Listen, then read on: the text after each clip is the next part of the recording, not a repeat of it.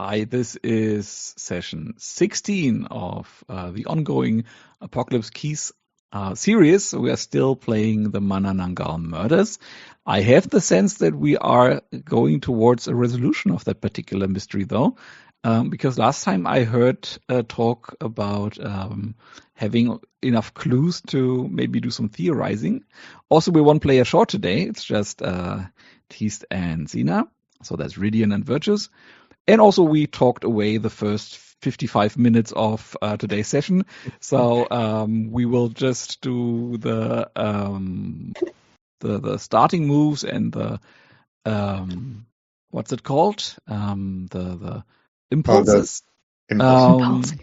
And then I suggest after that we go directly into our break, because for us it's already over an hour, even though it's not over an hour on the recording. And then we, I guess have between 2 and 4 scenes, and maybe do some theorizing. Okay, let's start with our starting moves. Virtus, there's not a lot of choice who your heart is today. I'm guessing it's gonna be Rhydian. Yeah. And the other starting moves don't really change, right? Your anointed one is still and will forever be Sister Theresa, or at least until you've ruined her. Yes. And the psychic invokers don't have a starting move per se. Nope. That was just last time when we had to answer those questions, right? Mm-hmm. Mm-hmm. Okay, so there's nothing more to do with you aside from asking you what your impulse is today. I'm going to stick with do you let go and cause collateral damage, because I'm still hanging out hoping that I might hit a condition and blow up. Absolutely. Then let's make that the focus of your first scene today, and don't forget that. And also please remind me if I forget it. And Rhydian, you don't have any starting moves, right? So straight to your impulse. No, you got a dream now, don't you? Well, I haven't put it in yet, so hang on. Sorry. I mean, we don't necessarily have to do this before we take the break, because it might take longer, right? But I had considered last time, right? I still had an XP advance to take, and I somehow still haven't put it in because I didn't pay it any mind. But now that you reminded me, I did consider just taking the Dream Protocols one, because I just wasn't too excited about the remaining found moves anyway. And this one was always fun. So if you don't mind, that's what I would like to do. Absolutely. I love Dream Protocols. Yeah, I think it's such a good move. Because there was one other found move that I could have taken that I was like, but clearly something in me was not super excited, because otherwise I would have made that decision like 2 weeks ago when I could do it the first time. So there we go. It's Dream Future Review Protocols. Okay, and it comes with starting questions? Yeah, but have I thought about them? No. We can do that together. For as long as you remember, you've had strange and prophetic dreams. Curious that you haven't mentioned them before. Division suspects that you were once a time traveler in an alternate reality. No, that's not what Division suspects. But you have lost the ability to move through time. Division has the equipment and personnel available to help record and analyze useful information from the dreams, often leading to breakthroughs during an investigation. At the start of each session, tell the keeper what kind of dreams you have, spend Darkness tokens, and roll. And so that's and I somehow forgot to write into the move that when you take this move. Yeah, that when you have to take this move, you have to answer, I think, between 1 and 3 questions. Yeah. I think all of them say at least one. Yeah. You don't have to do all of them, but some of them, one of them. And the questions are: what recurring elements are present in every dream you have? Who or what only exists in your dreams? And what do they want from you? Ooh. Why are you worried about the dreams stopping one day? Oh, nice. Yeah. And I think it would be really cool to actually think about this for a moment. Not that I might not come up with any good idea after this break either, but I feel like it's nice to have it percolating in my brain rather than sitting here going, Yeah, let's do that after the break then. Then before the break, I will just give us a quick reminder of what happened last time. Oh, and maybe I we haven't can done my impulse. And maybe we. Oh yeah, what is your impulse? Give me a second. Go Yes. talk. Sorry. I was just thinking out loud. I didn't mean to interrupt you. Yeah, but that was the only thing I wanted to do, and then you distracted me from it. And then maybe while you take a look at your impulses, I will quickly give a summary of last session once I found my notes here. So last week we started with Rhydian having a coma dream where they were hunted by the Hound. I think after fleeing Gwyn's court, and they asked Petal to hold the Hound off, and Petal did, and Petal got maimed doing that. And then there was that blue-white circuitry imagery also in that dream. And I remember that playing off you choosing the not walk with me in dreams, the, what is it called? Let sleeping gods lie move. I also introduced this image of Rhydian being a single leaf, and Rhydian witnessing like the roots of a tree would witness the dreams of a single leaf of the tree, and already foreshadowing that there will be some rather massive growth in Rhydian as they are playing this move.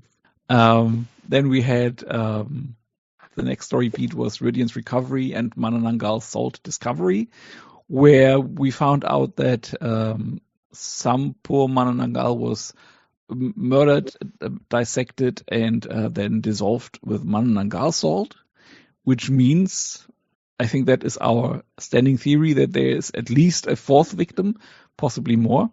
It's just the three that Sister Teresa found are, well, the three that Sister Teresa found.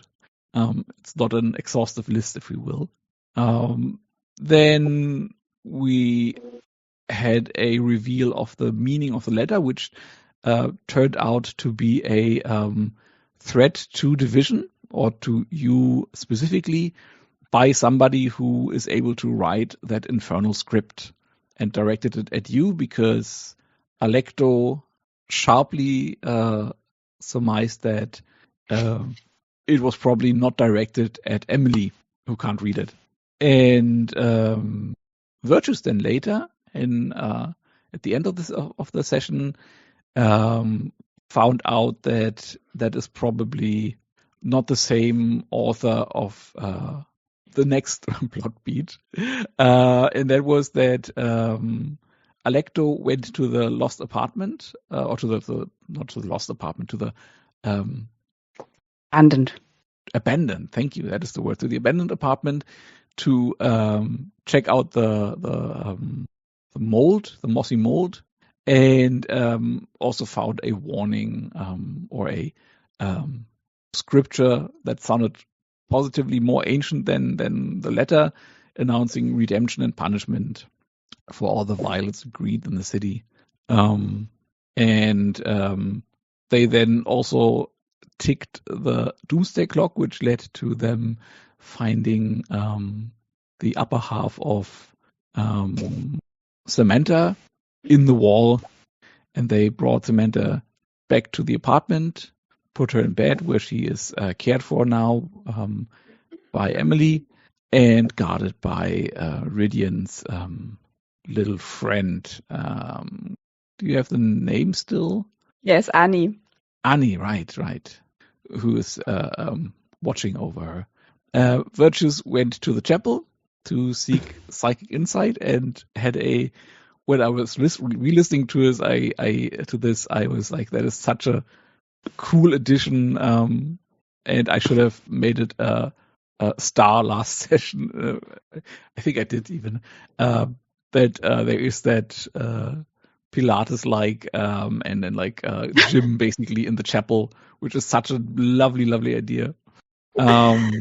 Keeping the mostly sedentary Manananggal, physically capable, not to say fit, and their psychic virtues started a meditation session where he made contact with his contact Camilla from Albuquerque, who read him the tarot cards and warned of a big company, an old friend enemy, symbolized by the tower, an old enemy and a new beginning, symbolized by the lovers, a new beginning for someone, symbolized by death reversed, and a leader-follower dynamic, symbolized by the chariot. And she also pointed out, as I said earlier, that the letter seems a bit prosaic for like in comparison with what you found on the wall. And Virtus perceived that the sigil is very old, but wielded clumsily. And then at the end, Rhydian probed Tomo's mind, sent out her psychic feelers, and found out that Tomo is living some sort of double life, being the successful CEO by day. Apparently, she got a promotion. And underneath all her sharp suits, she seems to be some zombie cyborg bat creature. Wonder if Rhydian had anything to do with that. Maybe. Maybe she was always that, and that's why she didn't actually stay dead. Oh, we'll see. Or maybe also Lady Baptiste had something to do with that. Mm-hmm. What, just to fuck with me? I don't think you're that important. No, not to fuck with you, but I triggered her turning Harbinger. But I can totally hear that in Shane's voice. She's like, don't flatter yourself. You're not that important. Yeah. Anyway, okay. that was actually really useful. I forgot half of those details that you just recapped. And with that, I suggest we have a little break and come back about, what do you say, 15, 20? 15? 15 past sounds good. Okay, Let's do that. Okay. See you then.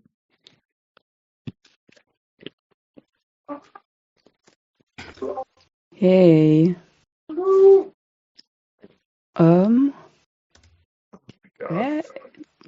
What? Oh, nothing. Sorry, I'm thinking out loud. I'm just realizing that we are indeed a week out from the what's it called? From my game, and I need to write an email. Right, yes. And then I realized that the character keeper I have from Donna doesn't have a lines and veils sheet attached. So now I'm like, oh, I need to find one that is useful. And I obviously have opinions on which ones are better than others. And I'm like, oh shit, now I need to find one that I need to. Yes. Actually, I like the one that is in the Apocalypse Key. No, yeah, the one thing I'm missing there is that everything turns a color, so it's very, very obvious what type of thing has been clicked. I'll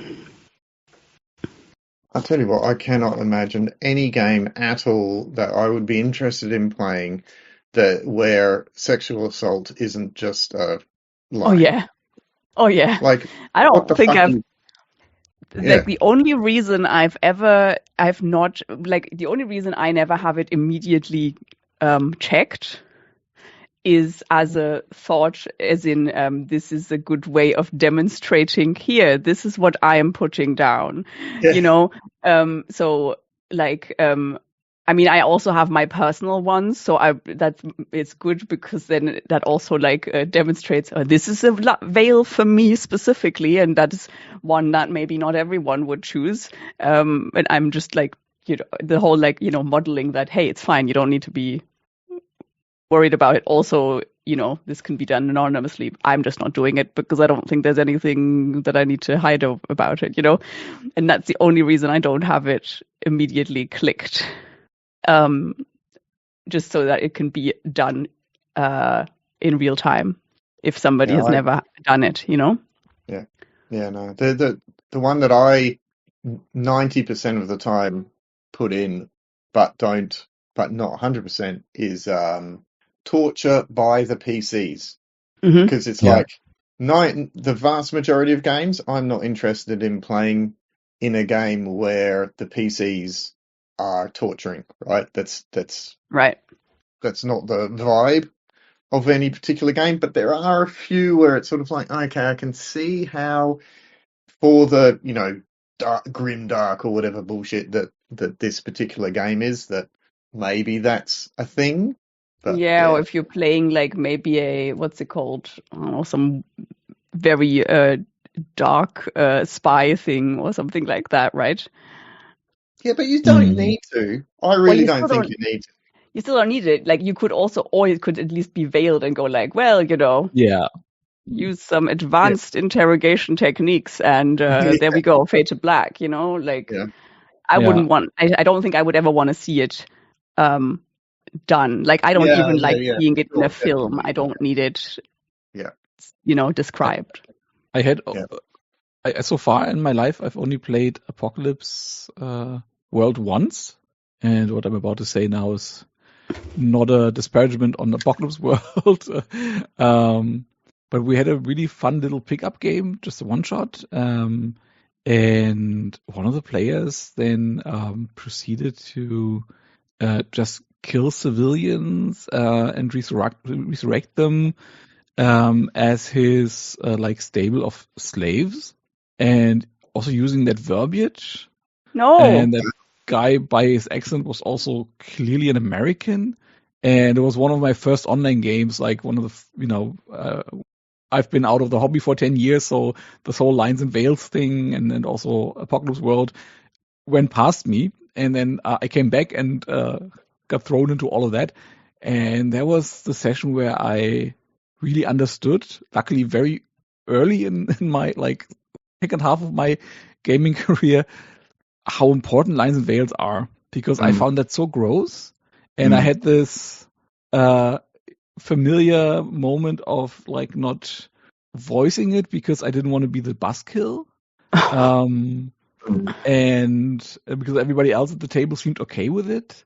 And from then on, slavery is one of my standard veils. Lines for particularly that reason. No game is better with slavery. To me, depending on the setting, I feel like it can be something that exists, but not, not something that would be, you know what I mean? Yeah. But that also comes back to J Dragon's thing, right?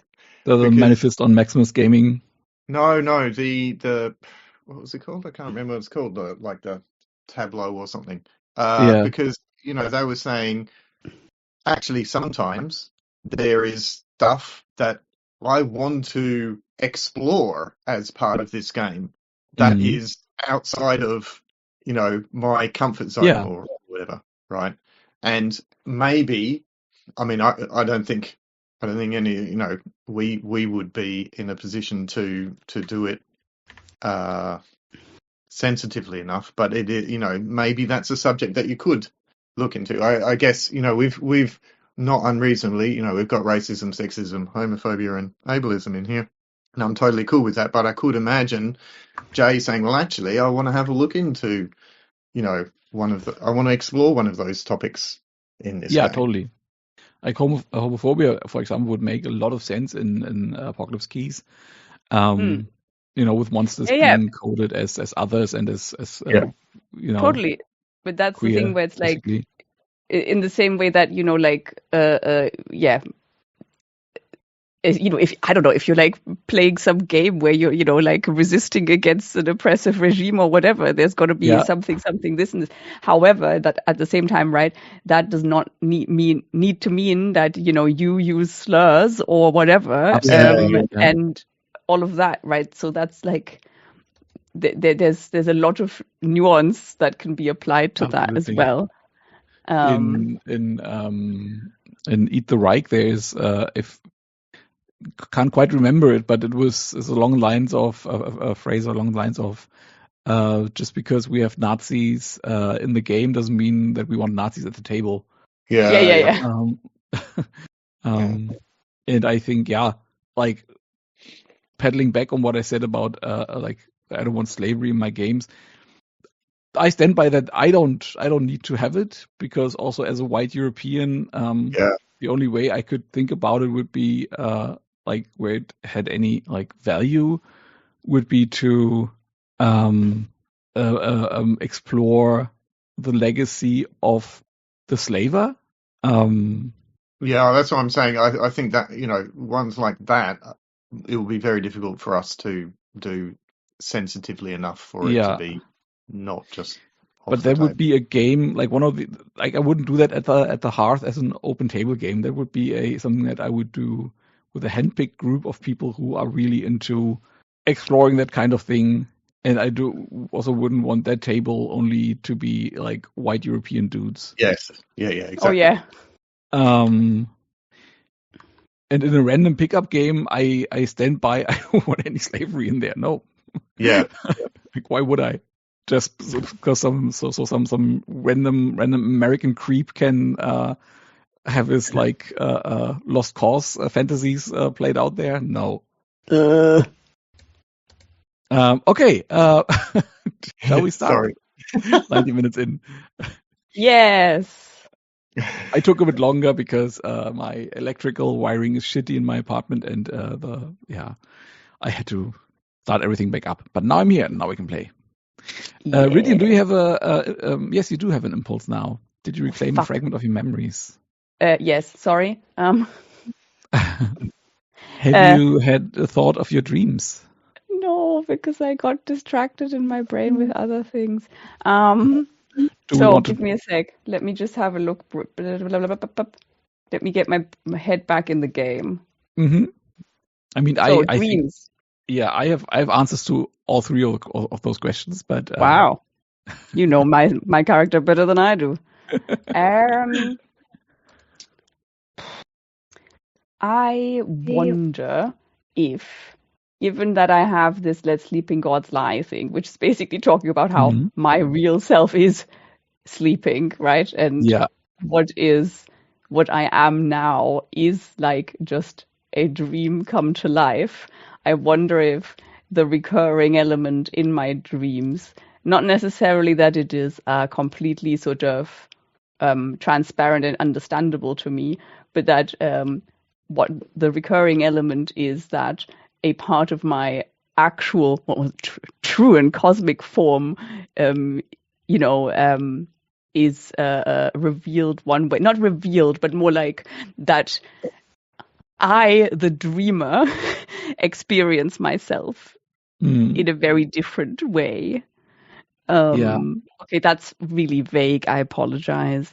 But that so I was thinking about that as well, and I really like the idea of slowly revealing your true self, bit by bit with every tick of the clock, and like following that leaf metaphor, like then what is the twig, what is the branch, and then at the end we are at the whole thing.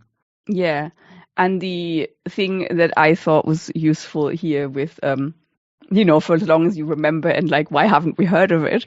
It actually fits really well because I had this really unsettling dream now in this sort of comatose state. Yeah. And maybe that is why I've finally gone like, maybe this is something I might want to share with the with Division, and no longer keep it to myself, because this was a bit much or more or different to what I've been experiencing before.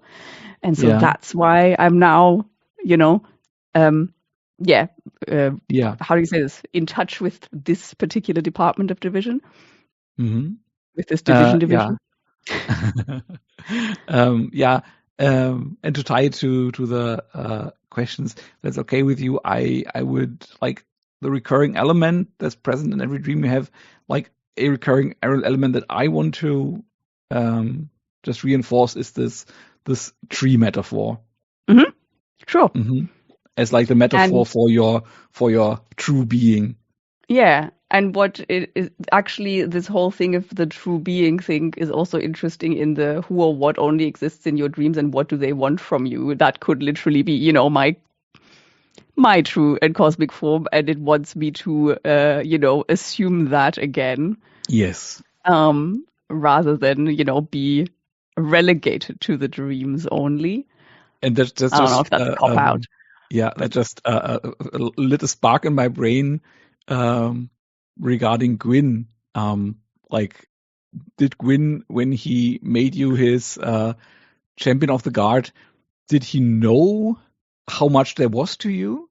Did he try to use you or like control you? Which would be totally in keeping with how we've experienced him so far. Did he stumble upon a sleeping god and did not know what he had on his hands there? No, I think he must have, because I think one of my memories that I recovered recently, maybe in the last one, I don't remember, or the one before, was that I was, you know, using, I guess, dream control things to really fuck with somebody who had gotten on the wrong side of the Fae.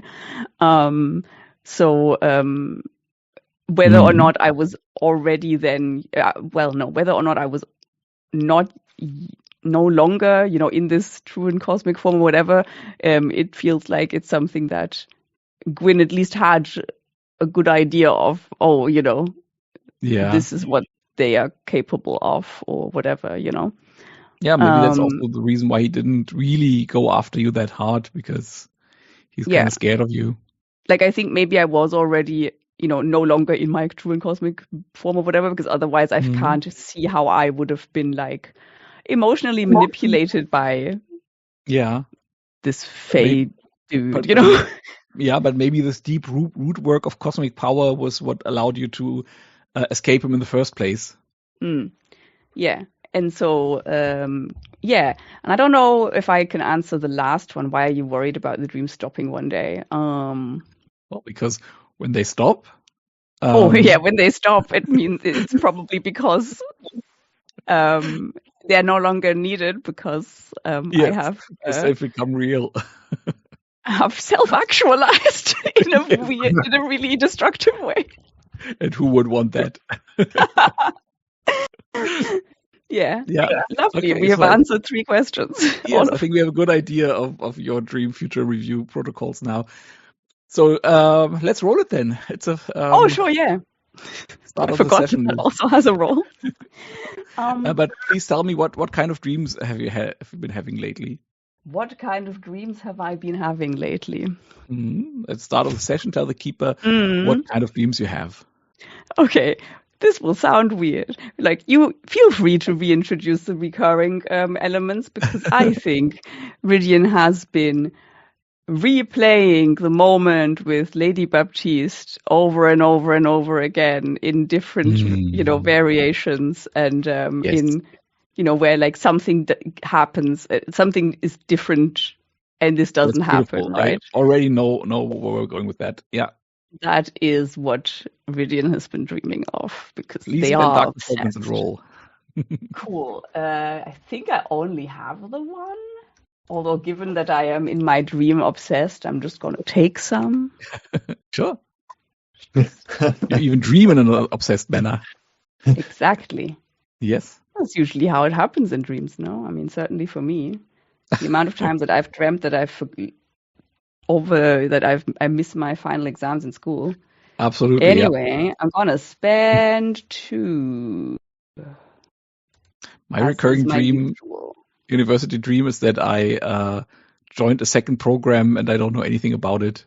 I rolled boxcars and now I have a 14. 14. Yes. Amazing. You want to spend 3 bonds? The 4. 4, yeah. Let me familiarize myself with what happens with the very, very strong. On 11 plus, the experts reveal a living nightmare hiding within your subconscious, but you uncover a key. The keeper describes the nightmare you catch a glimpse of before it escapes into the real world. Declare an irrevocable truth about the mystery that you learn from the nightmare. Rewrite or add a facet of the mystery that reflects it. That sounds so cool. I have shit tons of bonds to spend, but I will not. This is a great outcome. And an 8 to 10 would just be a key without strings attached. This is way more interesting. Yes. A key and a bond would be 8 and 10, actually. Okay, so... it's fine. I don't need more bonds. A living nightmare hiding within your subconscious. That is so perfect sweet. for the setup. I don't think I've ever rolled a 12 on this dice roller before. Let me describe the dream first, and then I'll talk myself to what the nightmare is. And then after that, you can declare your irrevocable truth. No, it's not you can, you have to. And you are so going you finally to get your wish? Yes, you're going to rewrite or add a facet of the mystery that reflects this. Okay, so you're in this wood again, that we had in the last session, with the trees made of glass and the leaves made of glass, and they're all drawing this mosaic of light onto the floor. And you are alone under this big tree that changes its seasons. Is a pile of flesh and blood and bones and gore that you know used to be Petal. Petal is a fae, and faes tend to not stay dead long. They will knit back together eventually, but it will take time and it will be painful, and also they will never be the same again after the violence they endured on your behalf. In the shadows, there is a figure you know. It's a cloud of vapor dressed in a cape. And from the shadows, they say, I'm glad to see you again. And they step closer, or float closer, I guess. And of course, it is Lady Baptiste.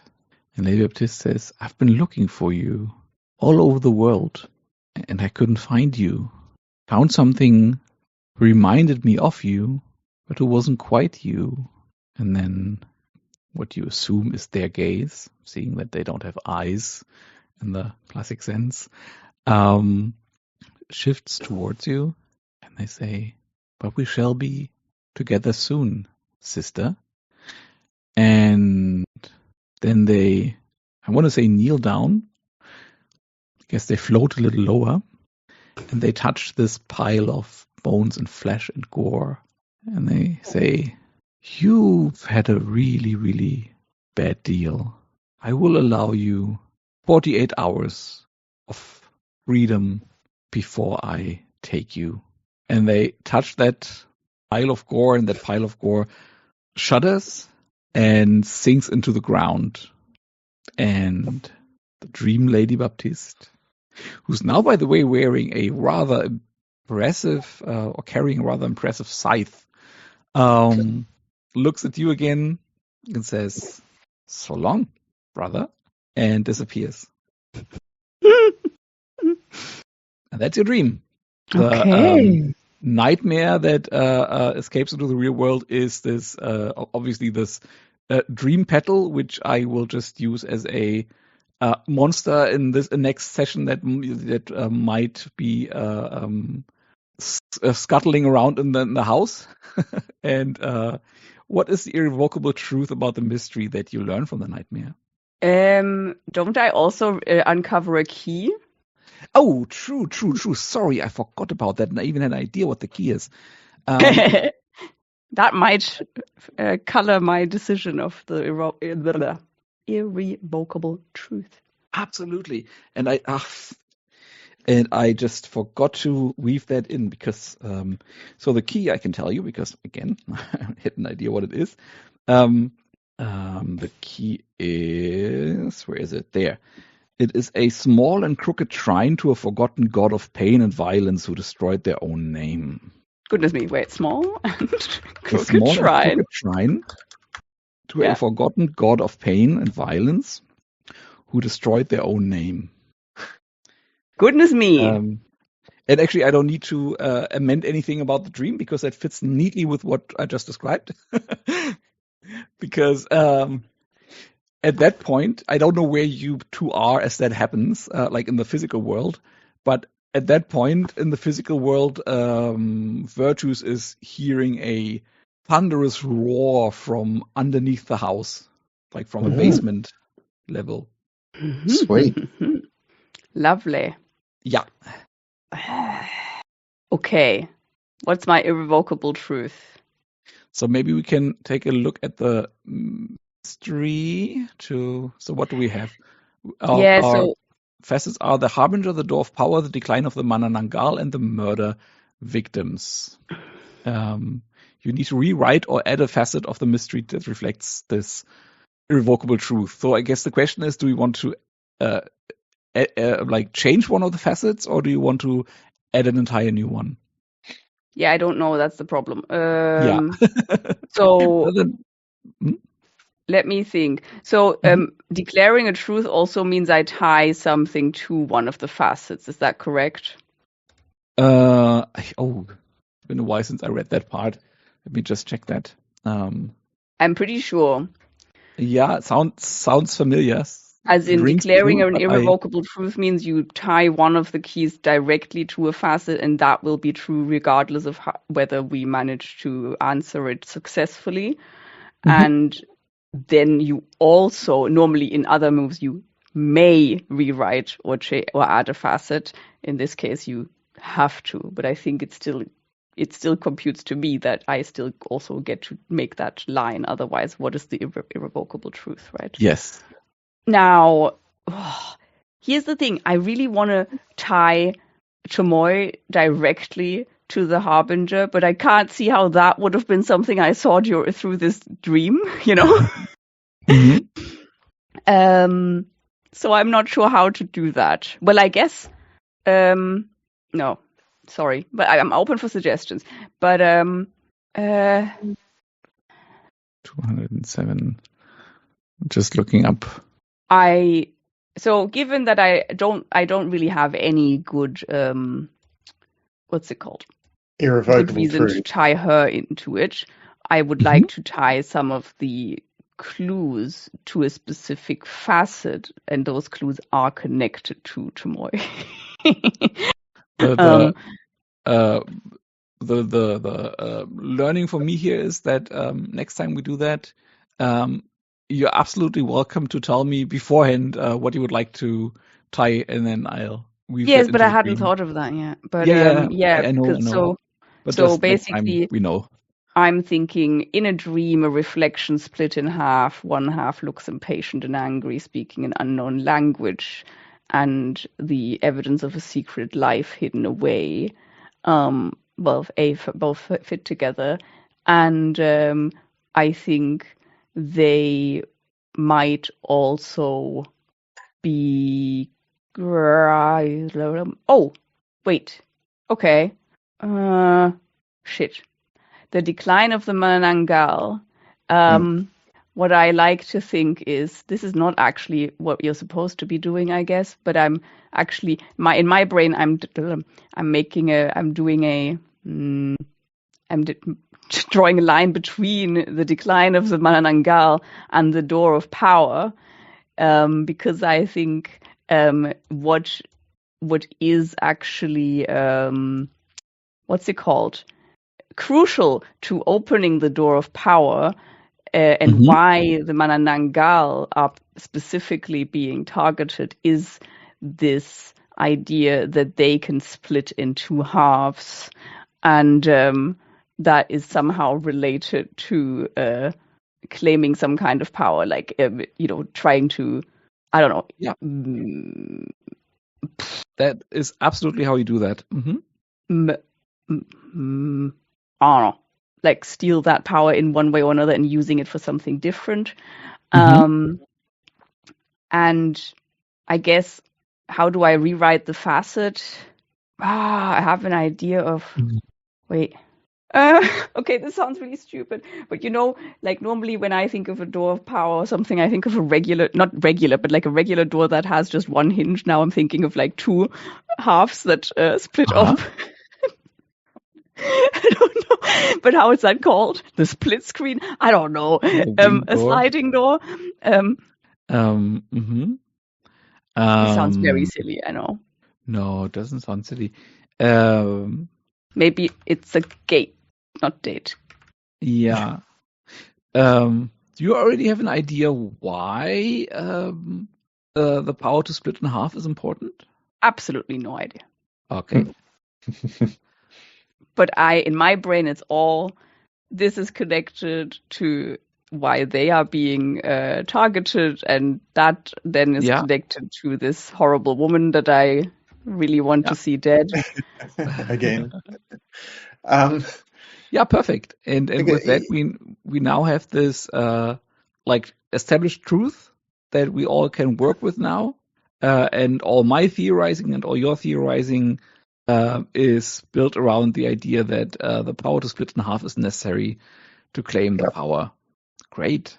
Cool. I'm just gonna highlight these because then, oh no, it's a bit dark. Because like in my mind, it was about the wings. That's why I foregrounded that. But now I know it's actually about the splitting in half. Listen, I also like the wings thing. It's just that I couldn't really make that happen here with the clues. But I think the wings are probably the way that they are channeling that. Also, it's just a nice image of, literally gaining a power of like flight. Uh-huh. And now, of course, I'm wondering what is so, like, what would somebody like Tomoe want with that power? Or why would she need that? And that is interesting fuel. Thank you. That is because she has some kind of secret life hidden away. And I'm putting it somewhere in this direction, just so that it's... Yeah. Yeah. Okay.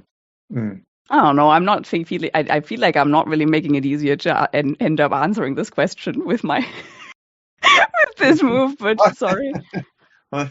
It certainly made me reconsider some things. Yeah. Listen, like I said, I also thought, oh yeah, the wings, and I just couldn't think of a way to do it. Oh, good. Yeah, Okay. no, it's cool. I mean, like this is cool, right? Because it does, just like in Lovecraft-esque or whatever. It's like, oh wow, okay, now I have to think of. Maybe it's something to do with dreams, because this is also in a dream, and maybe she needs the wings to enter the dream world in this way. There we go. I'm already starting to theorize. We can totally do that if you want. Anyway, yeah, no, I will now stop hogging the spotlight. I think my move is finished. Okay, then let's go back to virtues. I mean, we just had the last scene. No, actually, Rhydian had the last scene last week. And let's see if we can't satisfy your impulse. Yes. So you hear this like unnatural, infernal scream from down below under the house. Yep. There would be to me a prime opportunity to let go and cause some collateral damage to check that out, or anything else that you might want to do. Well, do you know, because it's, just kick ass. So we've asked a few times and answered, and I keep on forgetting the answer, whether Virtus can fly. And he can't fly, but he can hover, because he'll do his, Jesus hovering in the sky thing, right? Cool. So can also change from session to session. Yeah. So the quickest way for him to get down is not through the stairs, through the crowded stairs of Manananggal and so forth, but to actually just jump off the side of the building, because he's at the very top, right? Oh yeah. So he just jumps off, and plummets, and then at the last minute, like, comes to a hover. thunders into the building and Mm-hmm. goes down the stairs and finds some way smashing through doors or whatever into the Mm-hmm. basement that is clearly, I imagine, not used. Like it's a bunch of locked doors that don't seem to have been opened in decades, kind of thing, Mm-hmm. and probably quite even more moldy and stuff than the rest of the building because it's actually below ground level, so it's always damp and moist. Mm-hmm. And yeah, and smashes his way down into where he imagines this sound was coming from. Yeah.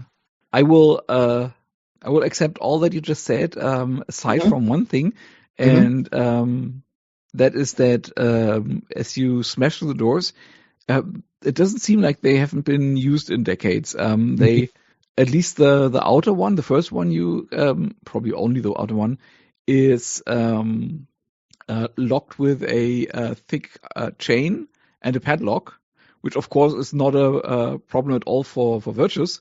But it shows you that somebody used it recently and also made sure that not everybody can use it. And Um, maybe it's like a really expensive looking lock on it. mm, Something that the Manananggal here wouldn't be able to afford. Let me just think about that for a second. Throwing delicious ripples into what I had in mind. Um, no, I don't think so. I don't think so. Okay. I think it's more something you would buy in a hardware store.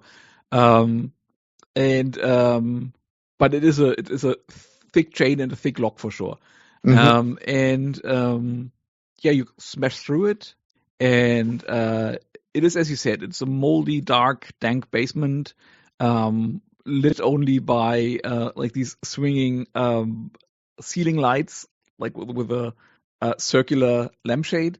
And they swing just in the air that you crash like push in, and you run past it, and before long you maybe run to a second or third door, and you come to a big room, and in the center of the room is this small crooked stone um, pedestal dais, um, and the walls of the room are caked in blood and in body parts.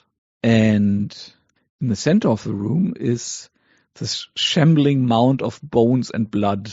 And the scene doesn't seem all that unfamiliar to you in a way. It takes you back to 100 years ago when a certain cult that you were involved with Mm. tried to summon a deity. And just like this cult, they were, to their own misfortune, they were successful in doing so. Tell me about that moment 100 years ago. Were you part of the cultists? Were you the deity being summoned? What happened? I was the body that the deity was going to manifest in, and did indeed manifest in to a certain degree. And so I was uh, I think I was quite young, like late teens, let's say 20, just that sort of age. Um, and uh, and descent and tied onto this dais. Um, I'll admit, I think we were probably all imagining something a bit smaller, but now it's bigger with me with me tied to it. Maybe dice Um, is not the right word. Second language, as you know. mm, no, it's good. Uh, and um, and maybe and again, if this doesn't work for you, then let me know. But maybe part of the ritual, like everyone is there, and they're following through, and this is all it's all going well, and they've got the person. They have me there to receive the deity, but when the actual deity comes down and judges them for their perfection, all of them fail, because of course they do, Yeah, because a no one human. is perfect. And that's why the walls are covered in the viscera, because they are just blasted apart. And the only one that was remaining was the leader of the ritual, who similarly was blasted, but physically kept together, because so that the deity still has something, to a connection to the world. Yeah. Yeah. And I think, let's just work with that. That's great. This pile of viscera, like what I described as a pile of viscera. Now that after your input, let me rephrase it slightly. It is not this shambling, unformed mass, but it looks more like a very old woman with like traditional garbs, a set of wings, but she looks like she has bloody barbs and claws jutting out from all over her body, a bit like her skin was pulled over a cactus, if that makes sense. Like with barbs jutting out everywhere. Think Hellraiser, Yeah. that kind of situation. And she's standing in the middle of the room, and she is clearly the leader of that summoning gone wrong ? Mm. And sees you, and without even saying a word, just lunges at you. I mean, I'm cleansing this place, right? Yeah. Which is, well, actually, I guess I'm going to unleash. Yeah, go ahead. I'm just wondering, because I think I think this is just breaking point. If we're cool with that, like I'm going to just sort of, apply a condition to myself, uh, and therefore hit breaking point and unleash an obscene amount of collateral damage. Does that seem Yeah, reasonable? absolutely. Then I don't need to bother with writing down her conditions. Yeah. Yeah. No. So lead me through it. What happens? So he bursts in and he sees what has just happened, right? And knows this is that connection to the day, to the darkness, that he that brought him to, be a omen class, blah blah. But also knows, you know, hates that thing, that deity that has given him this power, because it also demands of him stuff that he cannot Yeah. abide. And also this, well, just all these negative connotations, right? It's like he didn't ask for any of this, and it was forced on him, and and they are trying to do exactly the same thing. So he immediately, it doesn't matter that she's lunging for him, he immediately loses it, right? Hits his breaking point, and just unleashes, his divine light, as it were, his angelic fury and beauty, to burn away all of the evidence, essentially, that this even happened, right? To scrub it from reality, as fully as he possibly can. Now, in terms of collateral damage, if this Okay, I'm just reading the breaking point. It says this world cannot contain you and all of your power. You can never create, never nurture. You can only break and destroy. It's time to remember that. It's time to let go and let someone else take this burden. Describe how your power overwhelms you and the obscene amount of collateral damage you cause. The keeper will tell you how a part of your power is taken by someone, how it molds and breaks them until they are the perfect vessel ready to evolve. Oh, yeah, okay, cool. So what I imagine happens is what you just said, that you just lash out, you bathe this room in your angelic light and fire, you burn away everything of what happened here. Everything apart from that person standing on the dais. But you cleanse the ancient, forgotten deity that she has summoned. You cleanse that out of her and fill her with your own madness. I don't know where that leaves us in terms of game mechanics, what this perfect vessel ready to evolve means.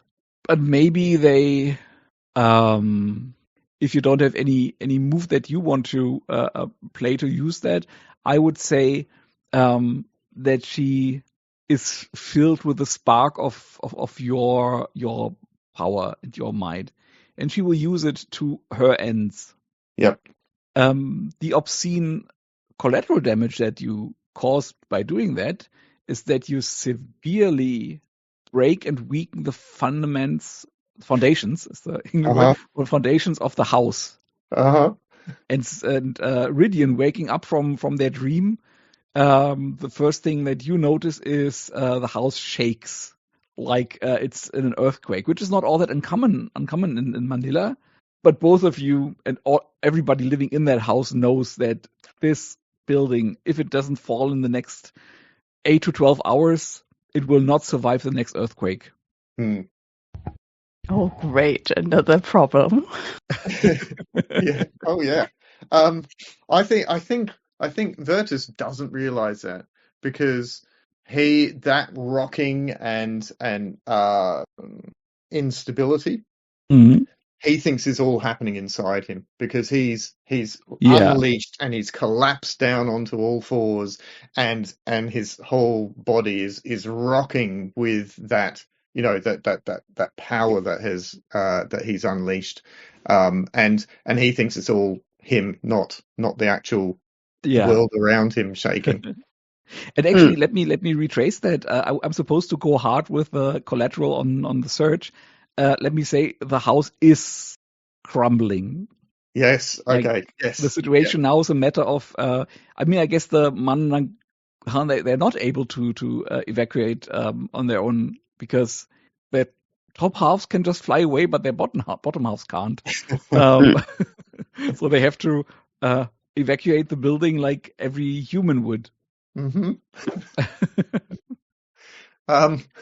Sweet. So I think Virtus, I was going to have Virtus sort of like take his time to recover from this. But I'm imagining now, actually, like in the story, that he needs to try and help the Manananggal, so help the residents of the building out.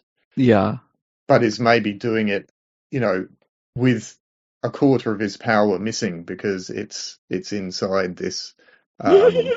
Yeah. I think what happens is that the first thing that happens is that the ground floor collapses into the basement floor, and you both get just like caved in. But of course, that won't stop you. It's just a matter of time until you've blasted your way out. But maybe while you do that, we can switch over to Rhydian and see what's happening over there. Okay. As you feel the building shake and crack. I mean, obviously, I guess I startle awake and I'm rather disoriented for a moment. I'm like, fuck. And I'm probably like immediately, I don't know, looking out and then coming. Actually, We don't usually sleep in that house, though. Why would I have wake? Well, anyway, who cares? Oh, Maybe because you I wanted know. to do your dream moves. No, Sometimes you I know just it's sleep because I was. voluntarily. They had brought me there to recover from my comatose dream, and then I had another Yeah. horrible dream. Yeah, cool. And yeah, so I guess I'm also maybe in a room where other people are, and I'm like immediately trying to like ascertain what is happening. And I don't know what I know. I guess if everything has actually been collapsing, we would all. It wouldn't just be what was that? Was that an earthquake? And it would be more like a, fuck, where is everybody? What's your, evacuation Yeah. plan? Or something like that. And then depending on how other people are reacting, NPCs in the situation, I would wait to see how I react. Yeah. So you tell me. Sorry, yeah, I was just reading for breaking points, and just saw that my hands around your heart interacts with breaking point, but Rhydian would have had to be present for that. So Yes, Wait, what is yeah, it? yeah. That's all good. yeah. Because I just wanted to see what the effect of a breaking point actually is mechanically. And then we go back to the situation with Rhydian. I mean, I guess I did nothing, meaning I could clear all my conditions. No, okay, I was asleep. Whatever. Okay, when you do so, read the unique description of your breaking point out loud. Follow the instructions. We did that.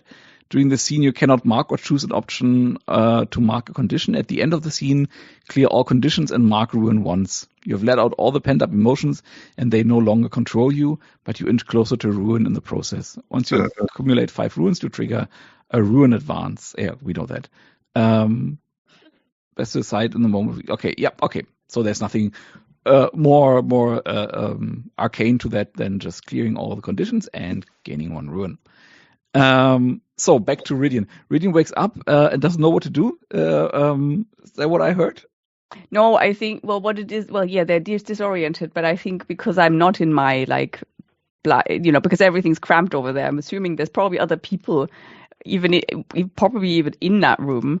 And so I'm thinking, the player is thinking, I would respond to how other people are acting rather than just going, yeah, this is what Rhydian does, regardless of whatever anybody else around him does. I need to teach those people how to deal.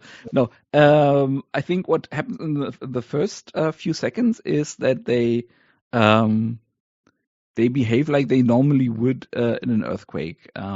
Because again, earthquakes are not super rare in this area of the world, and all the houses are like earthquake proof to a certain degree. So they, I don't know, grab the next bedpost to stabilize themselves, that kind of thing. Pick up their coffee mug so it doesn't fall to the floor. And then after a few seconds, the people notice that this is not a normal earthquake, and it gets worse. And then people start getting up. Some of them leave the room immediately. Others stay back and try to pack up stuff. I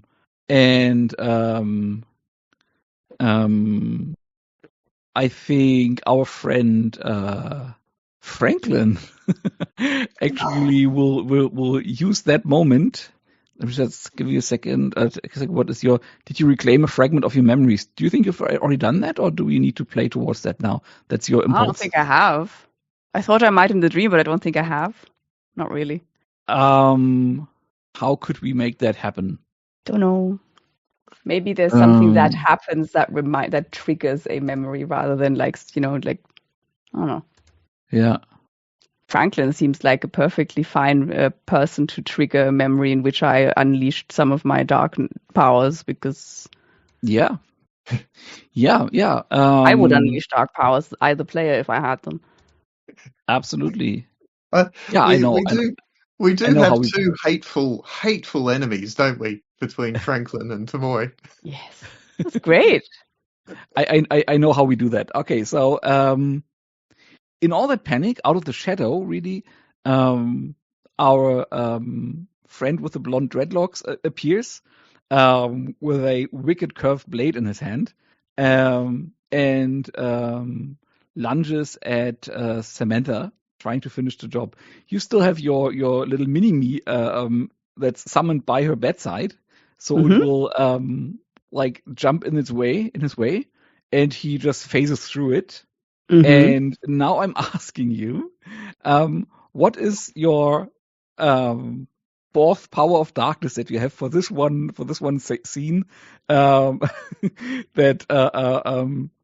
you used to have earlier when you were more yourself, that you used to stop him? That is interesting. What? So you're just telling me I get to reclaim one of, no, well, just for the moment. Just for the moment, like how it was, but basically the less cute version of asking the same question is, how do you stop him using the Unleash the Dark move with a like power of darkness you don't have but used to have? Okay. I mean, then I'll just go with the one that I was very, very excited about and didn't choose, which is telekinesis. And I think instead of actually trying to throw anything at him, I will telekinetically crush him into the opposite wall. You know, as in, I know he's got what he can phase or whatever, but I think given that all his molecules. well, given the fact that I think he's very, like, he doesn't expect that to happen, right? And it's not that I'm attacking him with some, I'm not like throwing a bookshelf onto him or whatever. It's whether or not, like, I'm sure that I can telekinetically at least grasp him because he's not, phasing through my hands. He would need to, so whether or not he gets damaged by the wall, who cares? But he's definitely being thrown into the other direction, so he's no longer close to Samantha. Yeah. You reach out and you like something in your mind tries to grab him, and you feel maybe before I get to describing, could you please spend darkness tokens and roll? Yes, of course, that was a thing. We're doing Unleash the Dark. Sure. I guess I can't really see a realistic way of getting more darkness tokens in this moment, so I'm spending one. It's an 8. Okay, so you wield the darkness with control and ease. Choose 2. Get past their defenses and inflict a condition. Get what you want from them. Avoid reprisals, harm, or cost. Gain the upper hand for now. Expose a weakness of law. Confuse them for some time. I assume you want to inflict a condition. I want to inflict a condition.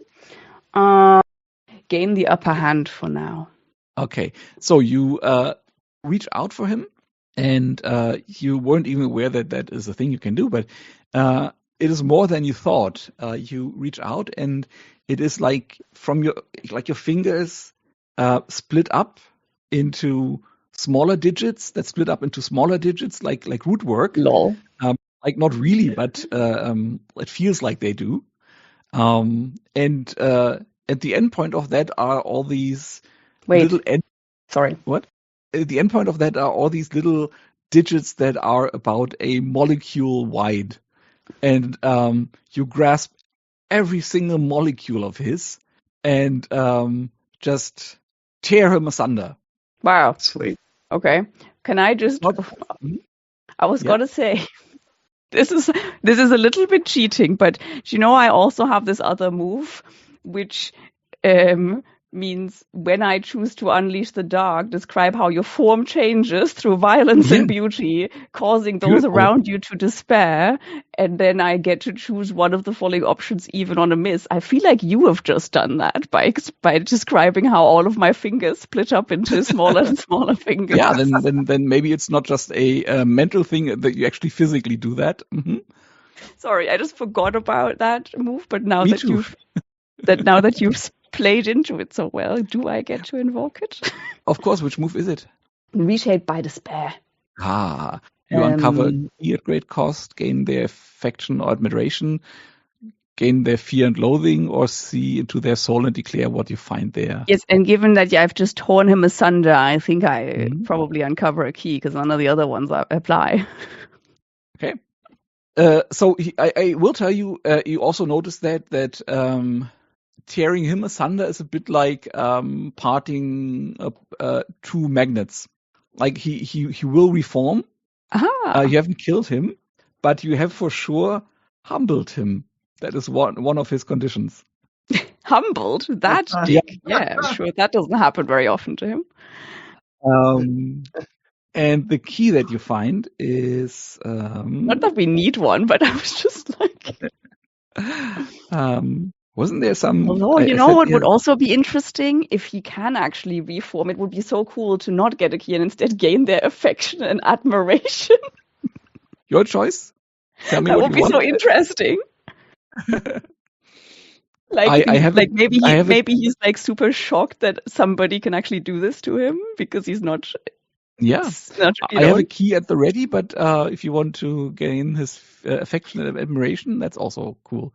Just tell me what you want. What do we have? We already have 7. And Teast, what do you think? I really hate Franklin. I don't think that being Prince is great. Well, I can also gain their fear and loathing. Also, I think you already have that.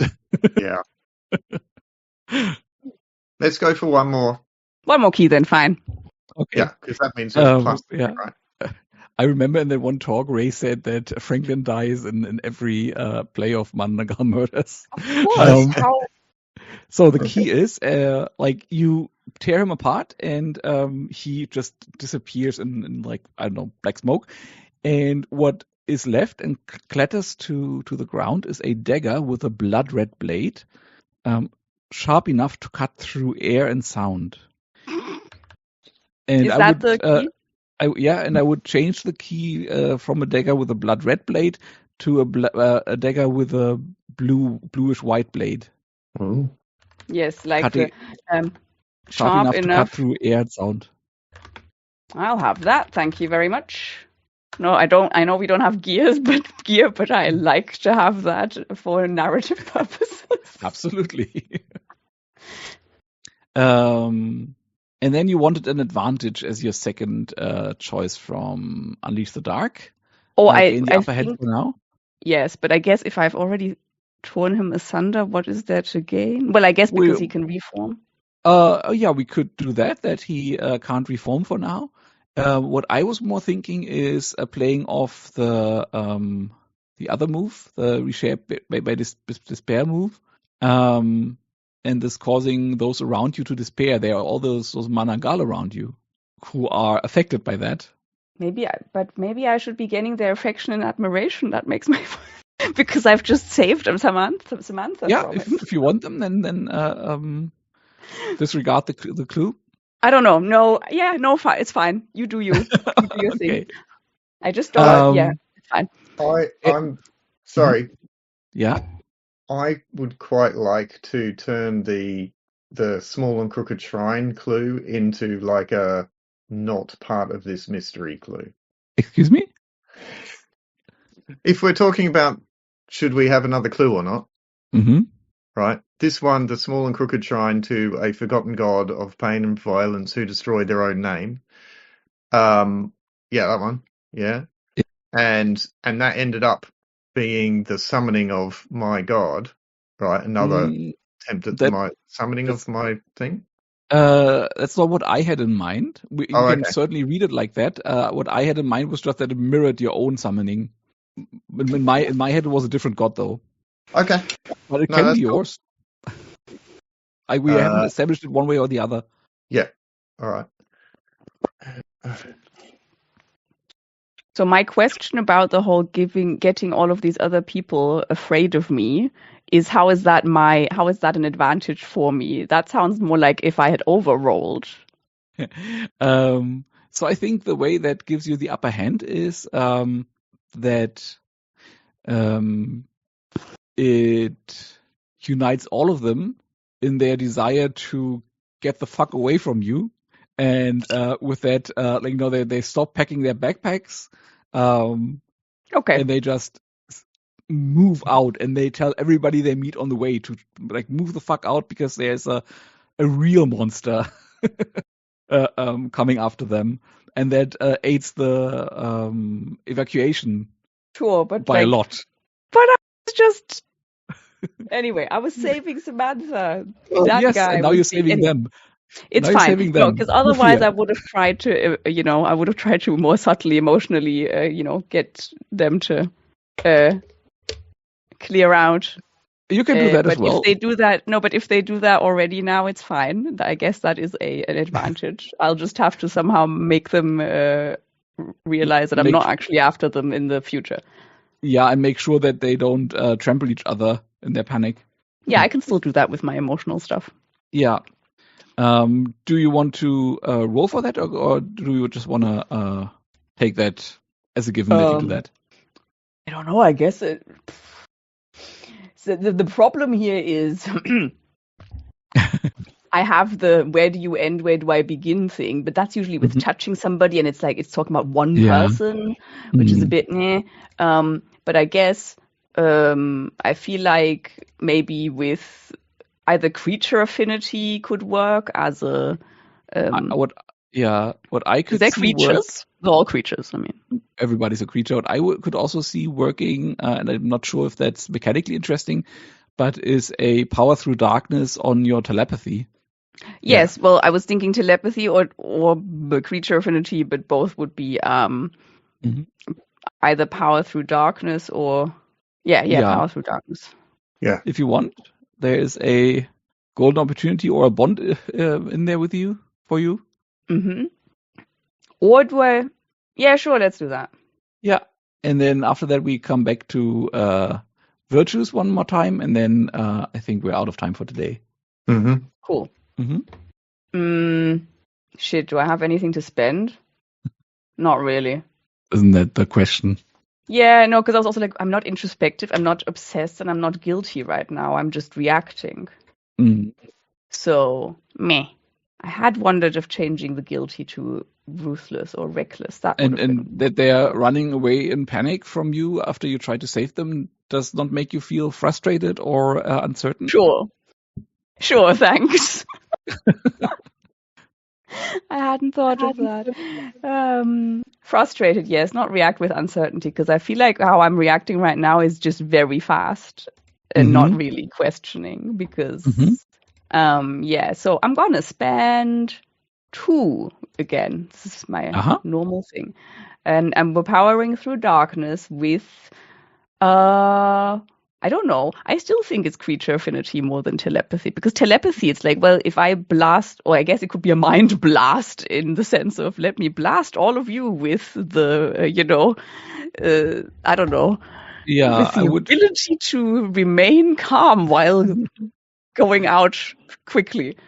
Yeah, I'll admit I just wouldn't be that strict, right? You're kind of a person who does psychic-y connection emotion stuff. Yeah. And mechanically it doesn't make a difference. So what you're doing is just making sure everyone stays calm so that they don't crush each other and can as efficiently as possible get out of the building. It is somewhere in the purview of those 2 powers of darkness, for sure. What was it? Slow is calm and calm is fast, or something like that. So slow is smooth. Smooth. Yes, thank you. You use your powers with great precision and effect, changing the situation before you. Additionally, the keeper may offer you reprieve, a golden opportunity, or a bond with someone. I would offer you a bond with not the dead one, obviously. Oh no, with Samantha. Maybe she's the only one who wasn't afraid, because she could clearly see that she was being protected, rather than that the violence was not. Yeah, you saved her life twice in one scene, actually. Did I? by first dealing with Franklin, and then making sure she gets evacuated safely. Yeah, sure. Raking in these NPC bonds and never spending them. Yeah. It's because all of the fail states are so interesting. I know. We gotta write a letter to Ray saying that in his next game he needs to write more boring failed states. No. No. So back to virtues. You are clawing away out of the rubble. All right, so I have a scene that I'm imagining, Okay, hit me. which is we, all these people are trying desperately to evacuate, right? And of course, the person who is directing them most is Sister Teresa.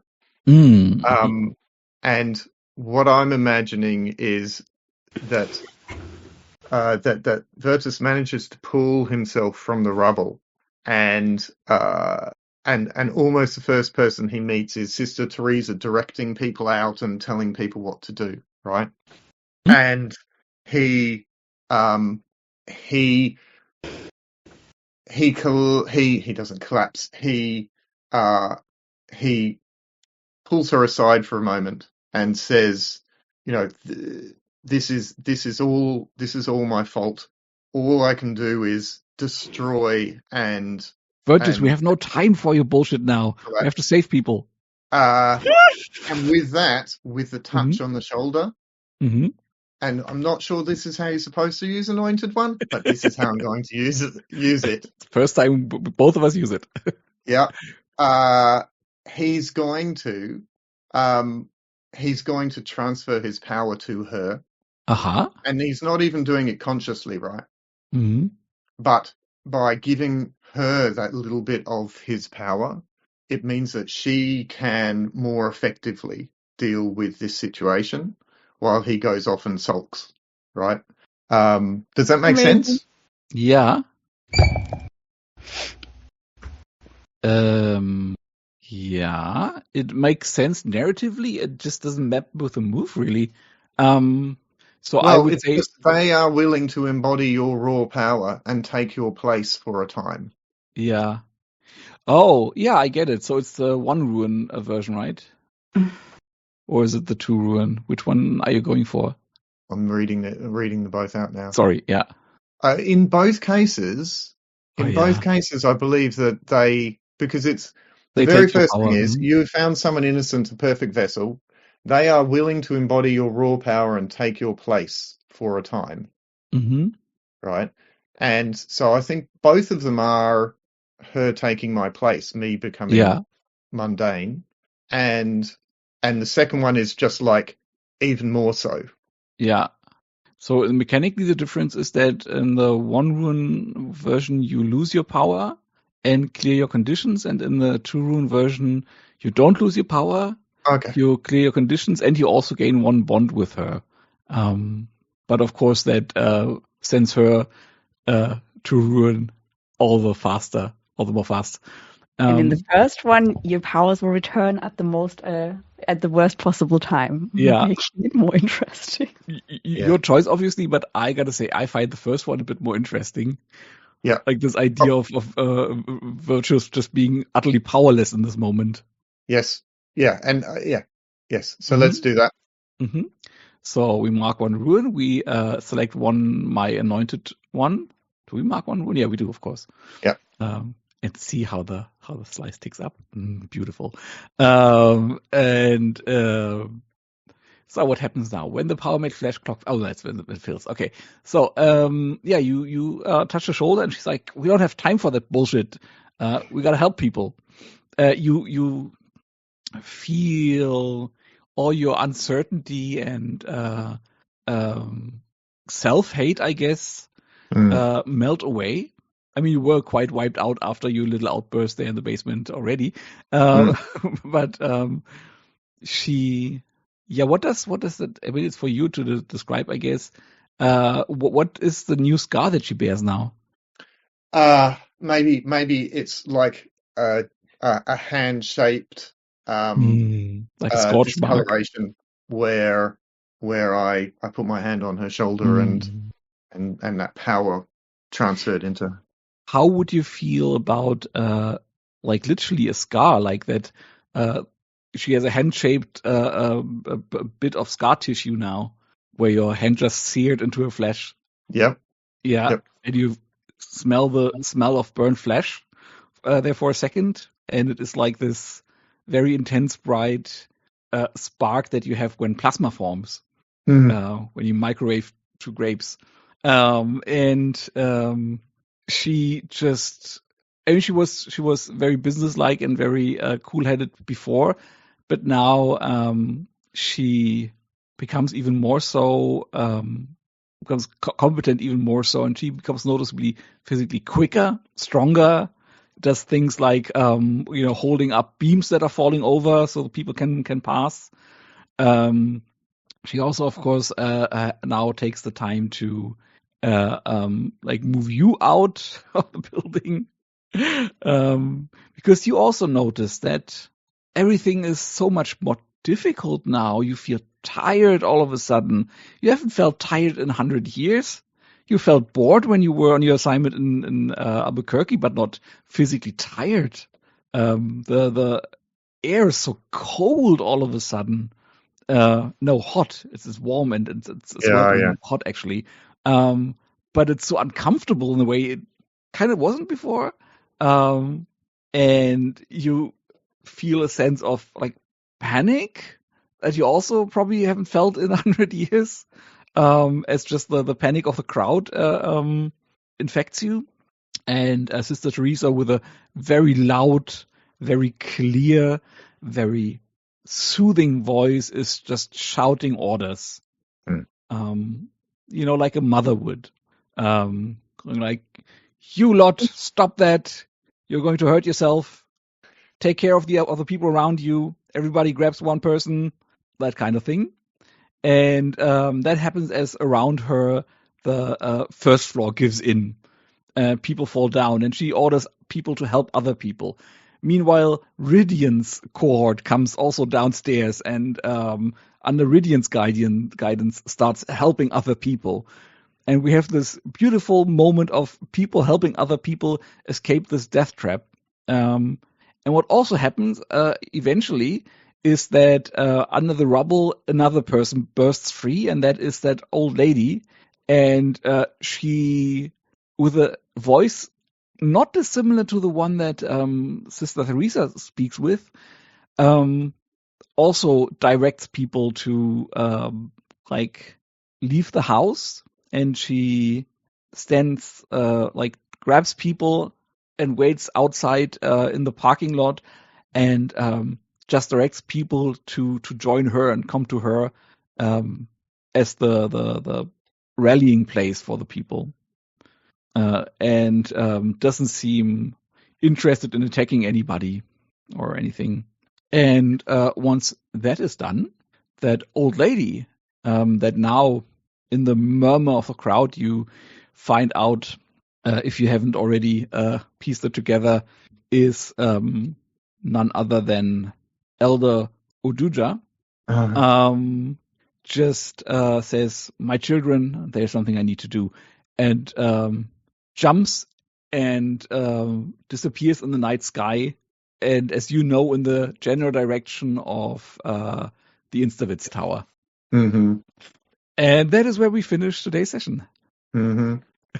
And I see the what the fuck on Sina's face. That is what I like to see. Yeah, nice. Right, let's start with the star, which is lovely to bring together Elder Udoja and the cleansing of the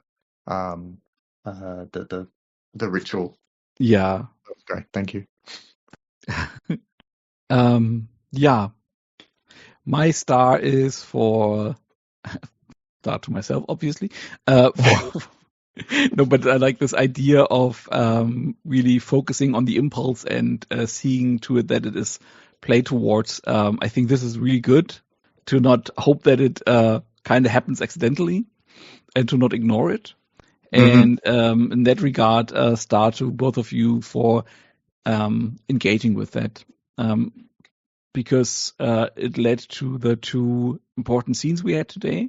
I think there were two crucial developments today, and that was, of course, the felling of the tower, and also the, let's say, disbursement of Franklin. and both came out of you guys thinking about what can be done to specifically satisfy your impulse. And particularly with Rhydian at a point where I had no idea what to do. And like you brought that bit in, and it was very, very nice. And speaking of that, we haven't done XP, but we can do that maybe after Stars of Wishes, just to not interrupt the movement of what we're doing. Yeah, I just wanted to get in there because I loved it and I wanted to highlight it right away. Yeah, and I have no particular wishes. Like I feel that this mystery is really nearing its end, but I don't think I need to phrase that as a wish, but because I think you will take care of that anyway, no matter what I do.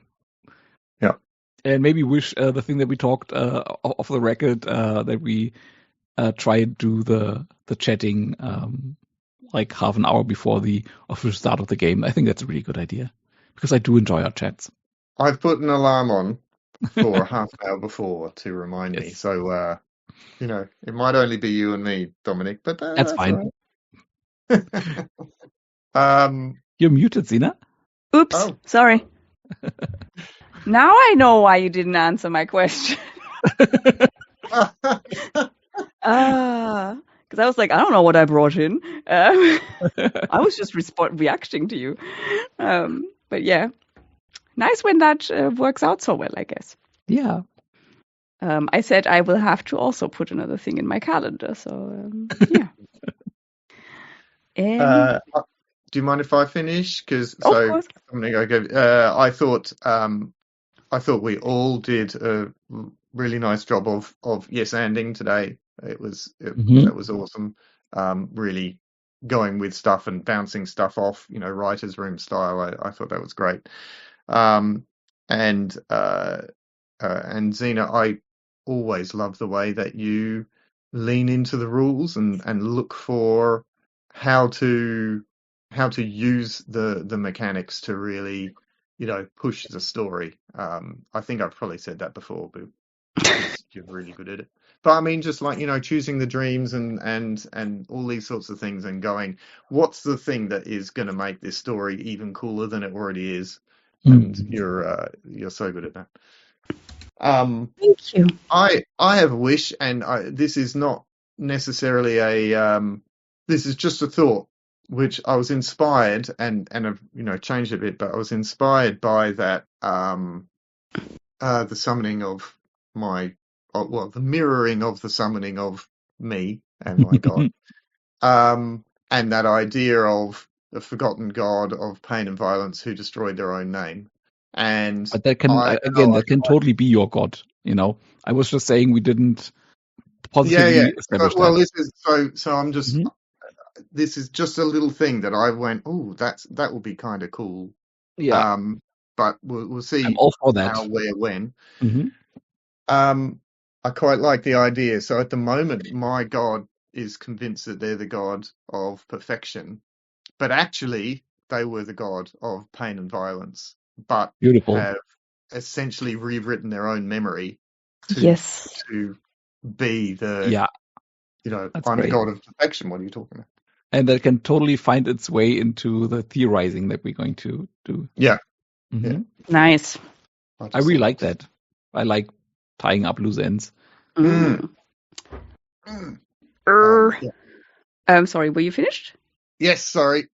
Cool. No worries. Stars 4. Oh god, there's so many things. So, Teased, I really just loved the idea of just going, let me just give Sister Teresa all of this power. That works perfectly fine while he goes and sulks. It's just like, that was just a very, I don't know. I know it says this in the book, but it doesn't say it so directly, which is like, just transfer your stuff. And I don't know. I just really, really enjoyed that. And I can just mirror I don't know. I can just second what everyone else said. But and also I really enjoyed the dream that you came up with, Dominic, on the spot, very much so. It was really cool. Thank you. That horrible imagery with Petal and and then having Lady Baptiste being obviously slightly changed, and this whole like sister and then brother thing, and I don't know, that was very, I don't know, how do you say that? Portentous? Is that the word? Mm-hmm. Yeah. Yeah. Anyway, I really enjoyed that. I don't know if I have any wishes. I feel like I don't even know if this is a real wish, but let me say it anyway. I'm like, I wish that at some point I would actually use the Fey Liaison move, because I have had that for ages, like since Shane was still playing with us, and I have not once used it. And but also I'm thinking maybe the time is now almost past, because I have taken other moves that seem way more pertinent to the story, so that it's like maybe that's nonsense. But I guess part of me just is interested in the Fae thing in general, whether that is using that move or not, because it was so I don't know, intriguing. But then I guess the story is inspiring too many ideas, and I guess we can't do them all. But yeah, so basically the wish is kind of not really a wish, But more of more a minded to yourself. cool if we could, or be cool if we could also bring that in. But maybe it would be too messy and too much already. I don't know. But I mean, you still... are really nearing the end of your playbook. You have an abundance of moves. Exactly.